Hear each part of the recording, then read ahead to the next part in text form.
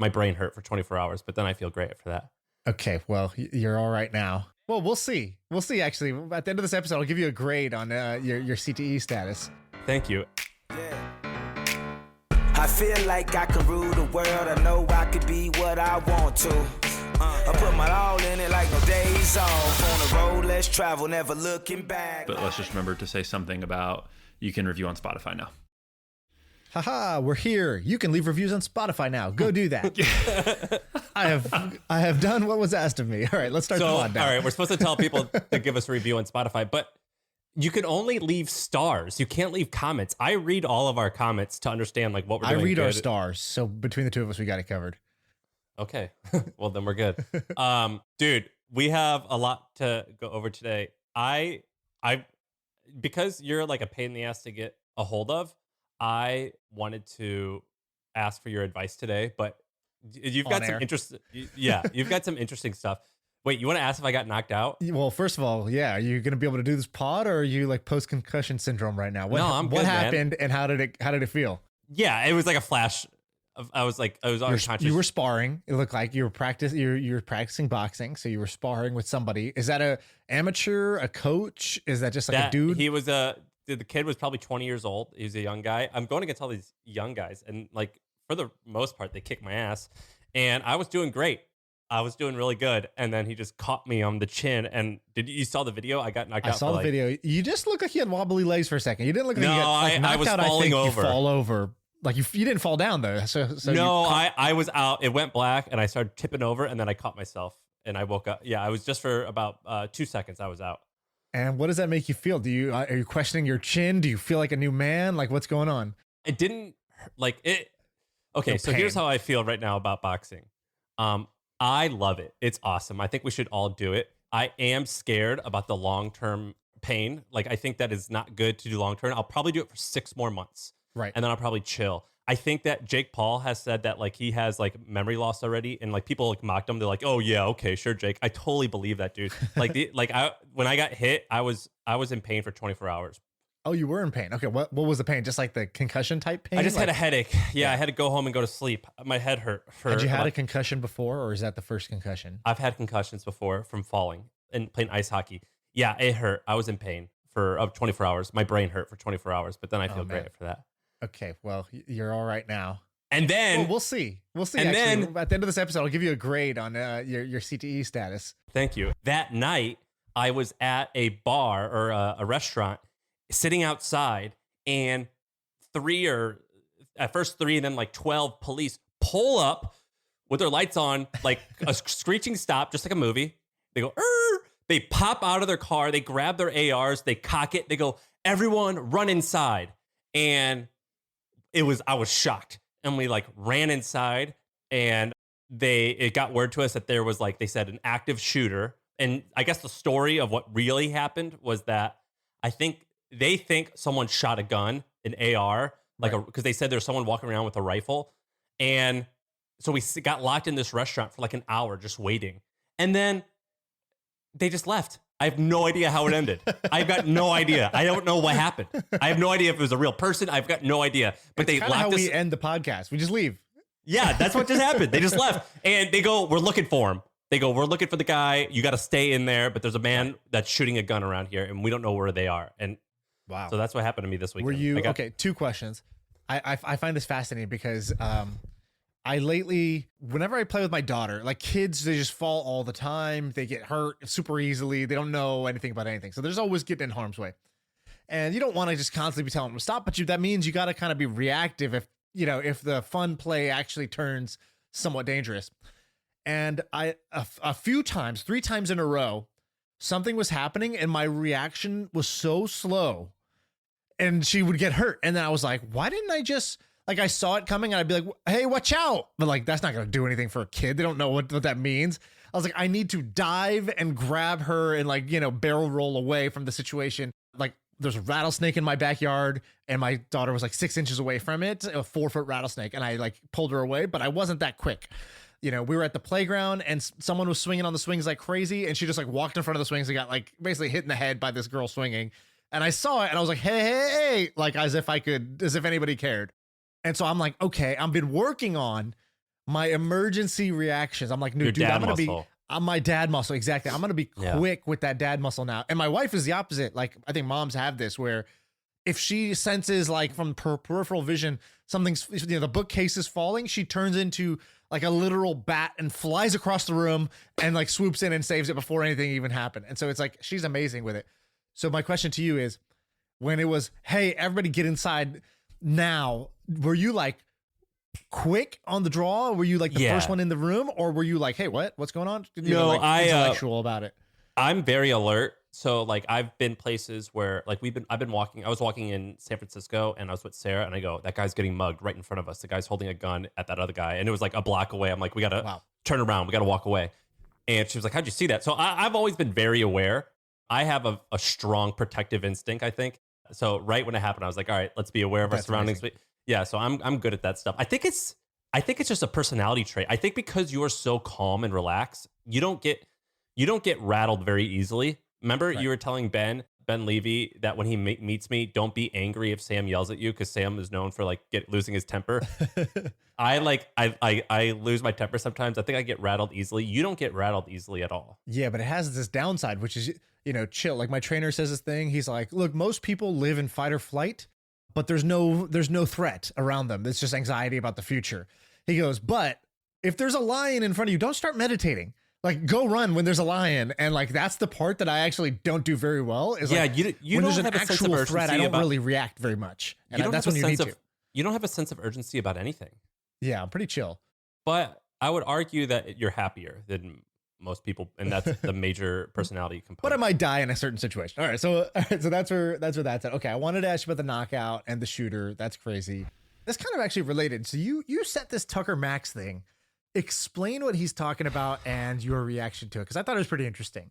Okay, so there's this guy named Tucker Max. For the people who are at least 30 years old, you'll remember Tucker Max as the author of a book called I Hope They Serve Beer in Hell, which is basically a frat book about having sex and kind of being an asshole and all things that like the dream 19-year-old boy would act like. Yeah, stories of drunken hookups and stuff like that. And like kind of being a douchebag, but in a funny way.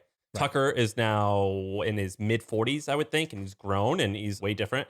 And he recently posted an article saying that the pandemic changed his opinion a little bit, and he is what's called a doom optimist, which means he thinks that there's a small chance, although no, with his, I think he thinks there's a large chance that the world is going to go to shit in the next 2 to 4 years, but he hopes that it doesn't, but he's going to plan for it to go to shit. And he wrote this huge article that was incredibly well written. And my problem with Tucker is that he's just like Malcolm Gladwell, which is like, I have no idea if what he's saying is true, but he's such a good writer that I tend to believe it.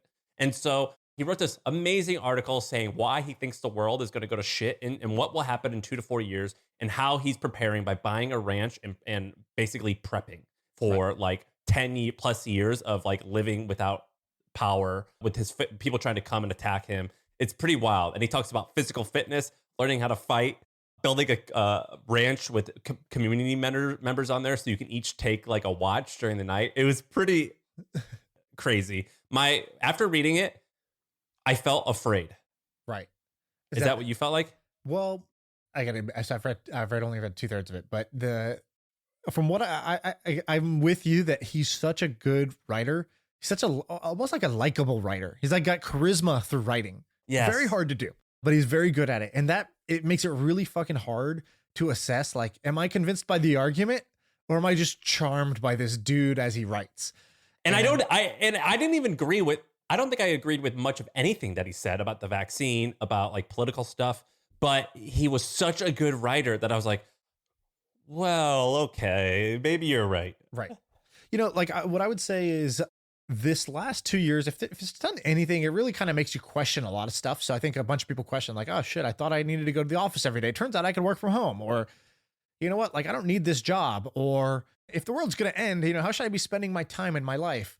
Or can I trust the news? Can I trust science? Can I trust this Dr. Fauci? Can I, who do I trust for information about things? Because, 1 minute they say that masks don't work. And then the next minute they say that masks do work. And like, which one is it? People called, when people said it was a lab leak early on, it was like, you're a racist and we need to shut down the wet markets. And, because that's where this case came from, somebody eating bat soup. And then now it's like, pretty much confirmed that it's like an 80% plus probability that this was from a lab.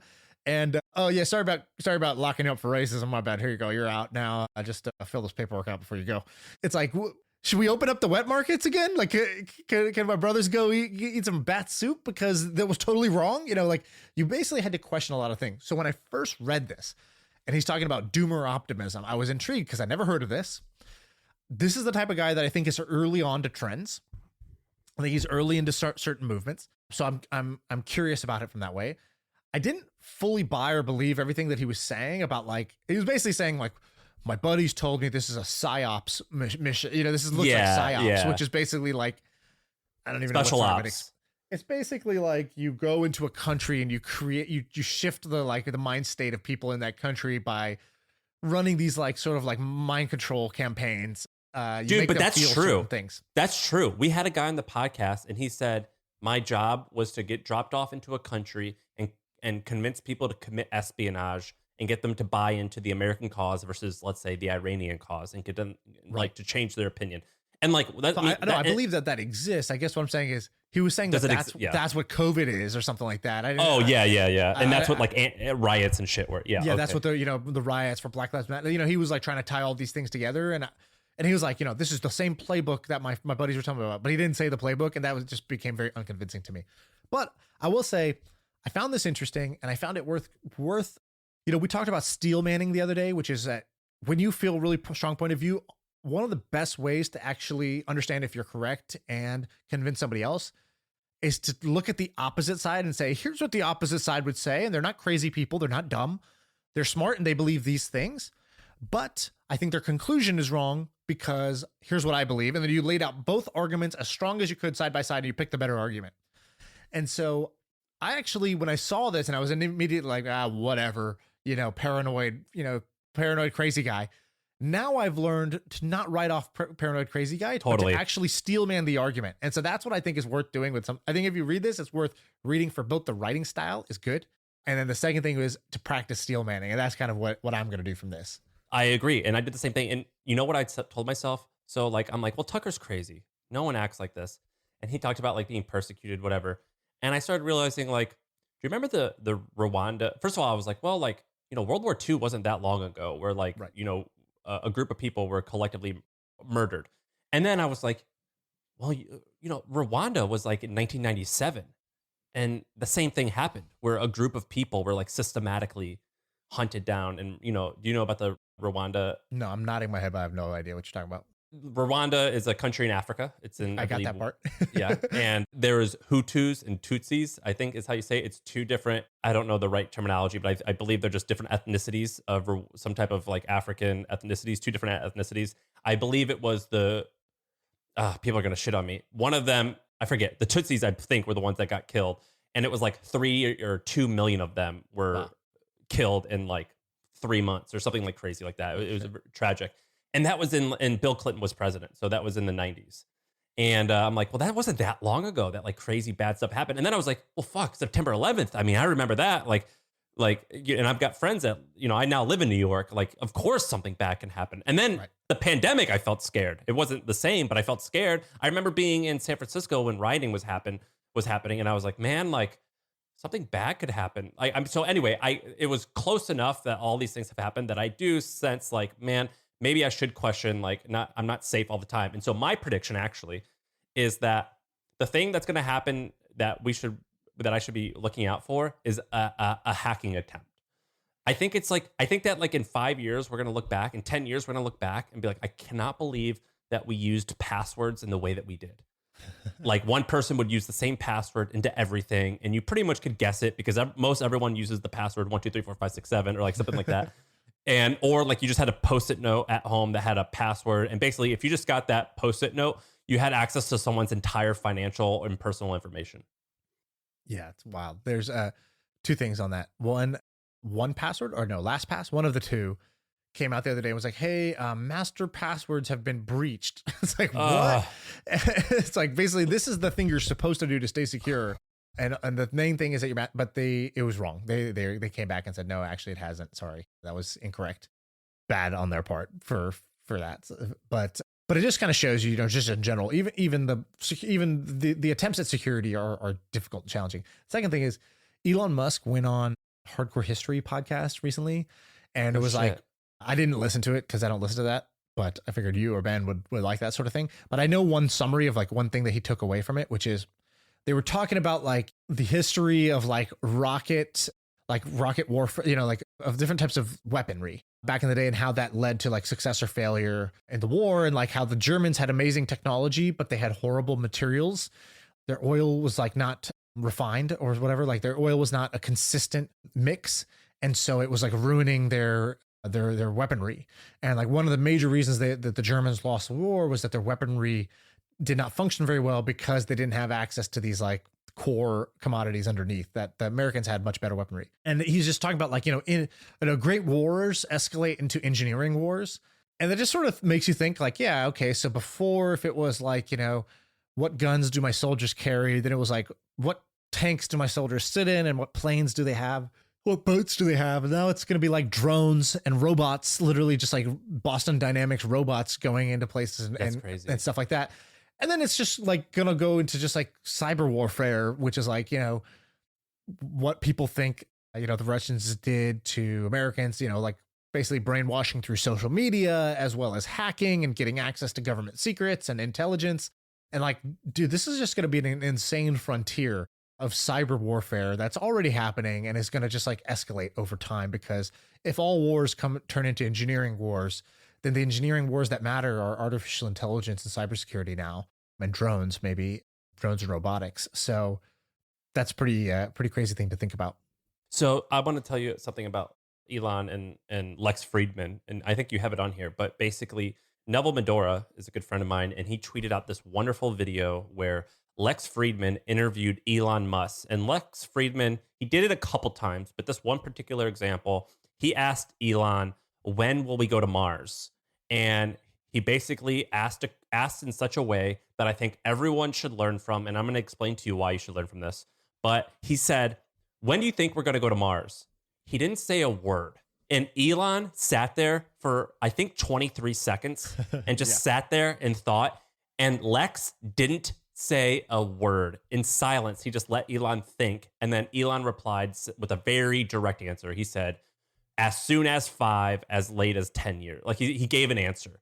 And the reason why that's brilliant is I have got a friend who actually works with a bunch of CIA folks. And my friend is like a nervous guy. He's kind of like me a little bit. And he goes, dude, whenever I'm around my CIA friends, my coworkers, I find myself talking all the time because they talk very little. And they talk very little. So like when I've sat down, when I've just got to meet them and we were trying to get to know each other over a business relationship, I would sit down with them and they would talk so little because they knew that I was going to fill space because I was uncomfortable with the silence. And I ended up just spilling the beans on all types of stuff. And I appeared weak and told them everything. And I asked them about that. And they said, yeah, we purposely don't talk a lot because we know that if we don't talk a lot, you're going to talk yourself into like telling us what we want to know. And Lex Fridman did the opposite.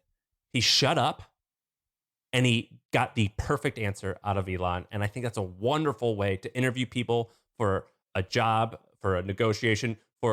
I watched this funny show about this. It's called like Dating on the Spectrum or Love on the Spectrum. And it's about kids or grownups who have autism and are dating. And I've noticed they do this too. And they'll say something like, so what do you think about how this date is going? Do you like me? And they'll just silently, and I'm like, that is such a brilliant question. Like, I wish I had the courage to ask that when I was dating. And the only, like, they had the courage to ask that because they're just, maybe not attuned always with social cues. I wish I had the courage to ask that. That's a beautiful question to ask. And giving that silence and that space and that for that question to breathe, you force the other person to come to a really cool answer for it. And so anyway, that was a really neat clip. Dude, I love that point. So many things to say about that. First, have you noticed that the people you get along with best are the only people that you can comfortably be quiet with when you are just living life? Yeah, absolutely. And that the fact that you could be quiet with each other almost builds a silent trust between people, because it's like, oh, we don't have to. Yeah, you don't have to. Okay. Wow. I'm at ease. I could just be myself. I can just do whatever. I can just be pure. I don't have to be constantly measuring how this is going. So that's one observation. Second observation. Great interviewers do this. And like you said, the CIA folks, great negotiators do this. I worked with my dad for about 9 months to a year in his company when I was young. I was like 22 or something like that. And I had always, you don't really know how your dad is at work because this is like a different scenario. It's a different context. They come home and they're in dad mode. They're not in like work mode. So I got to see my dad at work for the first time. And I always knew my dad was smart, but my dad was not great with like politics in the office. So he never really got ahead. It seemed like, the sort of the good looking tall white guy would always get ahead. And my dad would sort of be there, giving the right ideas and the right analysis, but great. Thanks. Pat on the head and move on. He'd be in the meeting when the decisions happen. And then whenever he goes for a beer afterwards, he wouldn't really be the guy who connects with everybody afterwards. I think that held him back. But the one thing he was great at was negotiating. And I got to see him negotiate. And I used to be like telling him, I'm like, dude, I would be like, kind of like trying to give my opinion. I'd be like, you need to say something. This is awkward. And he's like, and afterwards he would teach me. But during the time, I'm like, you got to say something. It's so awkward just to do it like that. You want to make them feel, you want to build rapport. He's like, no, in negotiation, you don't want to build rapport necessarily. He goes, in negotiation, there's two types of person who can win. There's the person with the leverage, but we don't have the leverage. And the second type of person that can win is the madman. The madman has leverage. And he would do this intentionally. He would go into situations and he would be the most stubborn guy in the room. He would not be realistic. He would not be cooperative. He would not be practical and pragmatic with them. He would just say, I won't do it. Or he'll just basically, he would get to this state where he would just say, look, before I would have agreed to this, but now seeing how this has gone, like I will die before we do a deal like this. It's just saying stuff like he would just get to a point and it wasn't all verbal. It was just, he would keep repeating the same thing. So they would say, seems like it's really important to you that this happens. And when most people say, yeah, you got it. You have heard me. Fantastic. Correct. And my dad would say, it is really important that we have distribution rights. They'd be like, all right, so you guys want distribution rights, but we have to consider all these other factors. We need distribution rights. Look, I know that you want distribution rights, but we have to take into account these factors. We need distribution rights. And I would be like, dude, why do you keep saying the same thing? And he's like, I am just going to get my way because I'm going to be more stubborn than they're willing to be. They want everybody to be happy and get along, and they want to be well liked. And dude, I don't care. This is such an immigrant mentality. And he would do the same thing at the market where he would say, I only have $6. They're like, sir, you just drove up in a BMW. I only have $6. It's like, I remember once, literally, these are made up examples. This is a real example. We got to an airport and we had been telling my dad, classic, like an immigrant, is just packing so much shit into this suitcase. And I just kept telling him, like, dude, these are not like, this is like more than the quota allows. Right. So, and he's like, no, don't worry. We're going to check this one in, or we're going to carry this one on. I was like, carry this on. This is a huge bag. Like this is not even close to a carry-on. And he went to the counter and the lady was like, he puts one of the bags on the counter and it's supposed to be 50-pound limit. It's like 65 or whatever. And she's like, oh, sir, this is too heavy. He goes, no, this is too light. I was like, what? And she's like, no, sir, the limit's 50.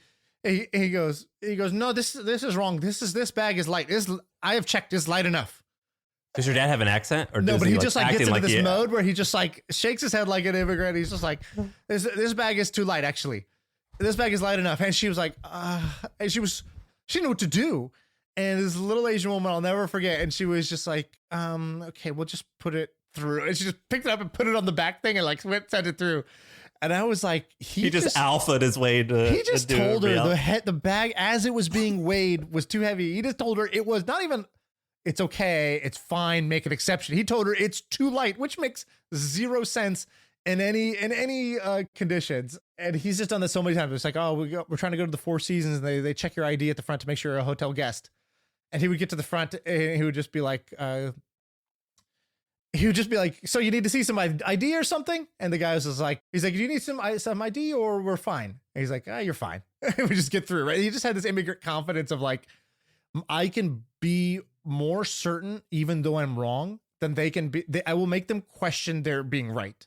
And I just saw him do this in so many negotiations. So it reminded me of this like ability to be comfortable in the discomfort. In this case, not with silence, but with something else. These are great stories. This is a good story episode. I'm digging this. By the way, did you watch the actual Lex Elon interview? The clips, Lex Fridman clips on YouTube. Dude, there's one amazing clip. I don't know if you saw it. It's probably the most viral clip. It has to be. When I was watching, I took notes as I wrote this. I sent it to my team because I was like, hey, here's some cool stuff that Elon was saying. Because I was like, you're probably not going to watch this 3-hour podcast. But there's one section where Lex I don't watch the 3-hour ones. They're too long. They're too long, exactly. Lex asked this question. He goes like, you're doing these things in engineering that are considered hard or impossible. Self-driving cars, electric cars, reusable rockets. These engineering problems that literally nobody has solved in the history of humanity. And experts, even some of your heroes, will say that it won't work or your method won't work. You know, how do you overcome that and these engineering problems? And he goes, where do you get your strength from and your inspiration? You know, what gives you strength to continue on amongst that? And Elon's quiet, but he's quiet. And it was quiet like when you're learning a new language. He was like, in his head, it just looked at me like he's saying, like, what's this motherfucker talking about? Get strength. Like, I don't even do that, but let me just entertain this thought. Like, what is he trying to ask me? Yeah, it's like asking Elon, like, or a normal person. It's like, where do you get the urge to be hungry for dinner? Yeah, exactly. Like, how do you remember what do you mean? to breathe? I just am. Yeah, and so he goes, he said something, and he goes like, I think that you should just decide if it's worth doing, and then try your hardest to do it or die trying.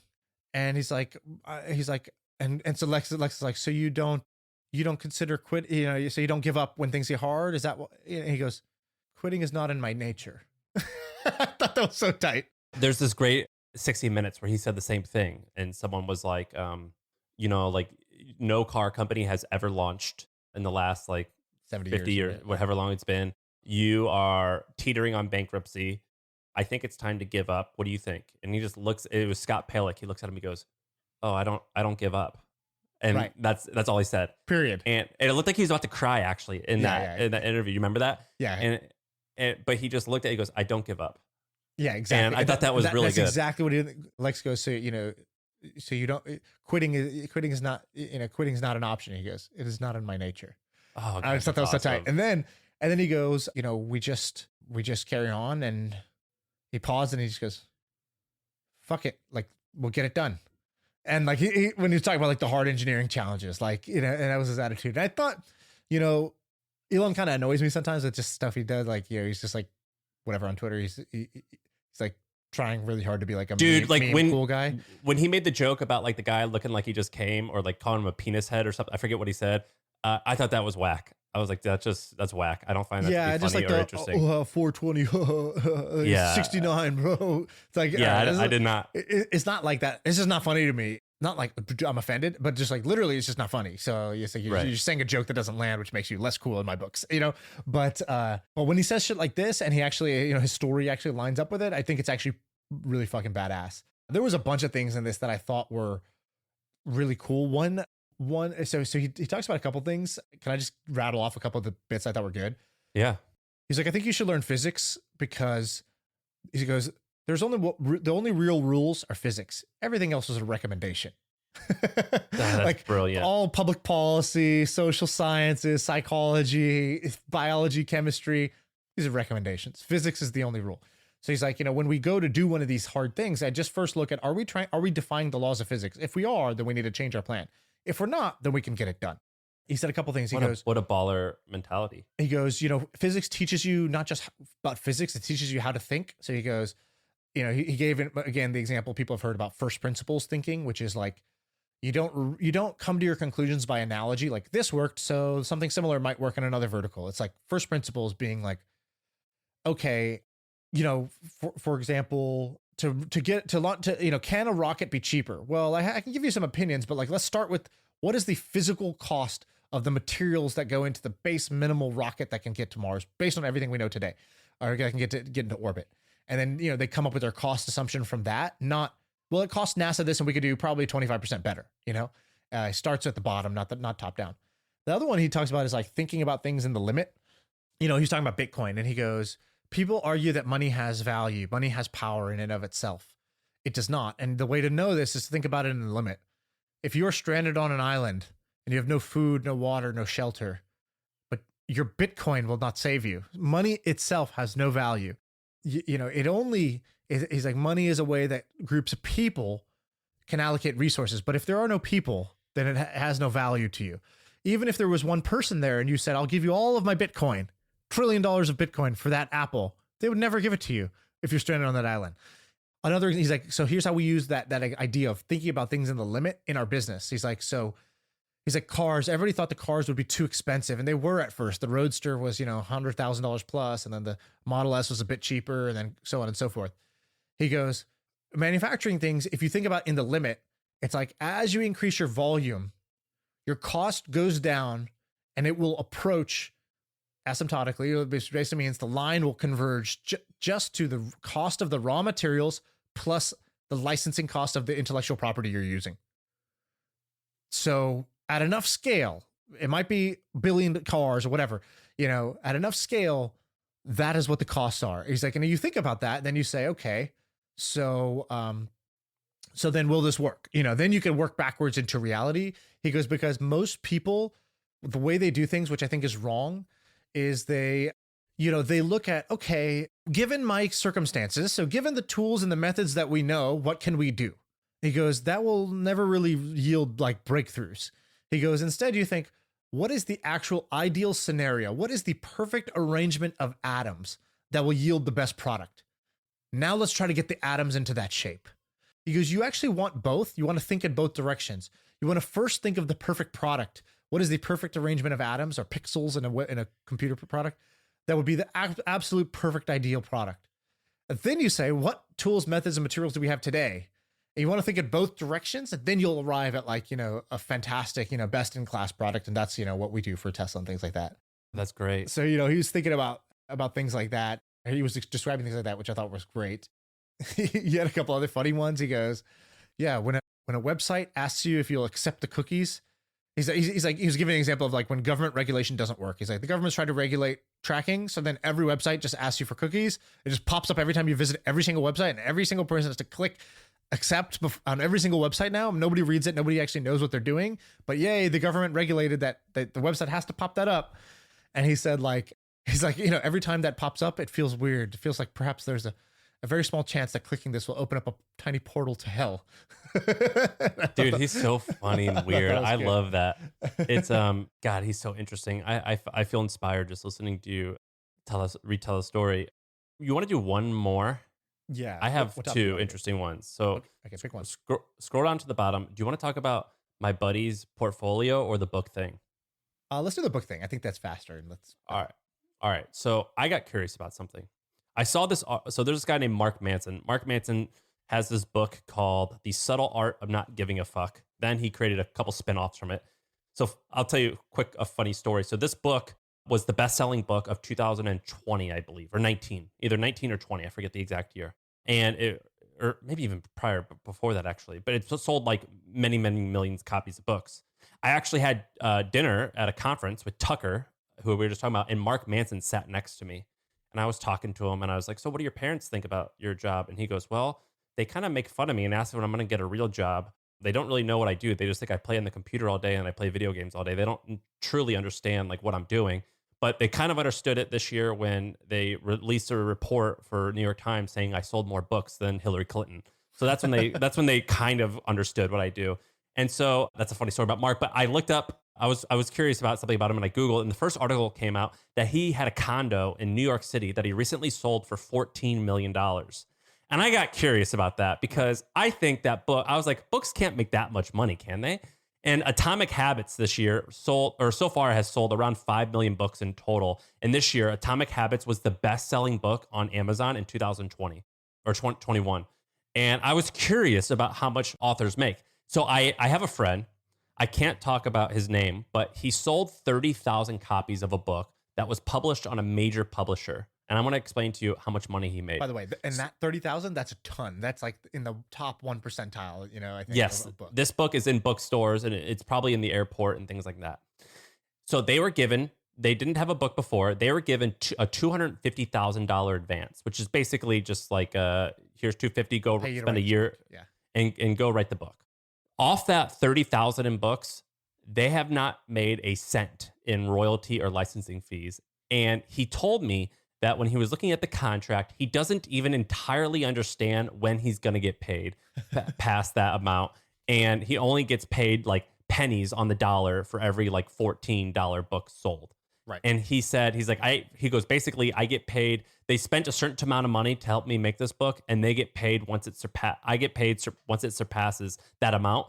But I can't even understand in the paperwork how much they spent, like including everyone's salaries on doing this and publishing and things like that. But I have made, he said, an additional $400,000 this year on selling other stuff like courses and coaching and consulting, which wouldn't have happened because of the book. But basically on 30,000 copies sold, he has not made a cent other than the 250. And he told me that his editor wasn't that good, that he had to spend a little bit of money getting his own editor, and that their marketing people weren't that great. And I found it to be very interesting. And so I looked up Dan Bilzerian. Dan Bilzerian, you know who he is, the Instagram guy. He self-published his book. And so Dan Bilzerian's book, it costs $35, and he has a Shopify store that sells it. You can't buy it on Amazon. And it works for Dan Bilzerian because he just posts a link on Instagram and he goes viral. But David Goggins did it as well. And so anyway, this whole publishing kind of thing got me interested because these people do not, I guess Mark Manson, he must have crushed it somehow. But for someone who sells 30,000 books, they don't make shit off their books. And I found it to be incredibly fascinating. I guess if you're like Ryan Holiday, I heard that he does good, but a lot of people, they just don't get paid. Well, I think it's two things. It's if you take an advance, and it's your first book, the economics going to be super skewed against you. If you have multiple hits like a Ryan Holiday, then, by the time you negotiate your third book deal, you're going to have much better economics in the thing. Tim Ferriss probably made more off his last book than he did off the first book, which is the bestseller. And then the last thing is self-publishing, changing the game in a way. So, let's say a book sells for $13.99 or whatever, $14. I think it's going to be like probably, $7-8 of just the cost of the book plus shipping to get it to a customer. And, so you're left with $4 or $5 at the end to play with. Now, whether that goes all in your pocket or your publisher's pocket, I think that depends on how you negotiate. But even if you just take $4 per copy, 5 million copies sold for Atomic Habits, I would believe that he's grossed, 20 million, 30 million in sales, or sorry, like gross profit off that. Now, I don't know what his deal was. I don't know if he's self-published or what. Well, 5 million books times $14 is 70 million. So the revenue on that, I would bet, is in the 50 to 100 million range. Yeah. That huge ballpark. But I don't know what a guy like him would make, but I bet you he could get paid like many thousands an hour to come and talk. I mean, I bet you it would cost him $50,000 to show up at a boardroom in New York to give a discussion, to get lead a talk. I just got paid $8,000 to do a Zoom call for 1 hour to give a talk. And so that means that somebody who's, the author of Atomic Habits is definitely commanding, 25, 50K per That's talk. Crazy. And now maybe it's digital. That's crazy. So anyway, I thought this was interesting, and it shocked me. Writing a book, because you're going through this. I know you're thinking about going through. I don't know how far you are. I basically paid to write the book, and now I got to write the book this year, so that'll happen. And so I would predict that you don't make money directly off of it, but I imagine there will be money made in some ways. Yeah, I think a book is a pretty horrible way to make money, so I'm just doing it for fun. And that's it. All right, well, that's that. What an interesting episode. I think this is actually going to be a favorite. Really? I feel like, Ben, you tell us, but I feel like because we were all over the place with just like random stories, I don't know what people think. What'd you grade it? First of all, I should say I'm changing my grading system in 2022 because like the reason that I came and did this because I love My First Million, so I was giving out A's left and right because like every episode is an A to me, but I need to adjust it so that C is the normal episode from now on instead of A. Okay, so C is just like an average My First Million, which is an A really, but don't call it a C then. Just say average, normal, or something like that. Yeah, C hurts me. Okay. So then we will call this an average plus. Is it a new phone? Like it's like a C plus B minus. It was a better than normal episode. I actually like the topics were super different and random, but they were all super interesting to me. What was the most interesting? Well, I'm into the doomer optimism stuff, so like I loved that discussion. That was probably my favorite. Dude, that shit freaked me out. I was upset for like 2 days. I'm still a little rattled by it. It made me nervous. When you're talking about building these Airbnbs, I was like, No, Sam, you need to go out and start building like compounds, you know? That's a good point. I feel like that's going to be a thing in the future. Sean, do you know People are that gonna- Mormons prep? What? Like Mormons prep? Oh, that's like a thing. It's like part of it. Yeah. Ben, what did you do, Ben? Like you believe like Is it part of the like actual religion, or it's just like it's like thou shalt do this, or it just happens to be that Mormons like to prep? Yeah. So it's been de-emphasized a little bit just because more than 50% of the members of the church now are outside the United States. So a lot of them don't have the financial means to do like emergency preparedness, but every member of the church is supposed to have a month of like food and water. I thought it was even higher. I thought it was like 6. It used to be more like a month is kind of the bottom line is sort of the the minimum, and then a lot of people do 3 or 6. We have somewhere between 3 and 6. To me, doing that is like the same thing of freezing your sperm. So like there's a small chance that something's going to happen to you where you get in a car accident and your sperm goes away and you can't reproduce. And for many people, myself included, that would be like the worst thing ever. Like I can't have a kid. So it's like, it costs $100 a year in order to do it. I'm going to do that. Prepping is the same exact thing. There's a small chance, but I'll be thankful if there's 1 in a million that it ever happens. Well, no. So what I would say though is like having food storage and stuff like that is not just good for like the end of the world, but also like if you're in Hurricane Katrina and you can't get out for whatever reason and you just need to be able to like eat for a week, it's good for like emergencies that do happen all the time to people like every day, you know? All the Mormon mommy bloggers that I follow, which I do follow a lot, they all do a really good Which job. ones? But they do. I don't remember a lot of their names. I found them on Instagram and I go to their blog sometimes, but they basically have these like, you know how like at the grocery store, there's like coffee beans and you just pour coffee on top and at the very bottom you can like, or like they have like granola, coffee, sugar, and you can just like, you know, open the spigot at the very bottom and it just empties out. It seems like what they have those in their homes. And so whenever it's always topped off though. So the oldest stuff you eat that, but then like you're constantly topping it off. So you always have a constant supply of that stuff. You know, like those containers I'm talking about? Anyway, all right, that's the episode. I feel like I can rule the world. I know I could be what I want to. I put my all in it like no days off. On the road, let's travel, never looking back. Like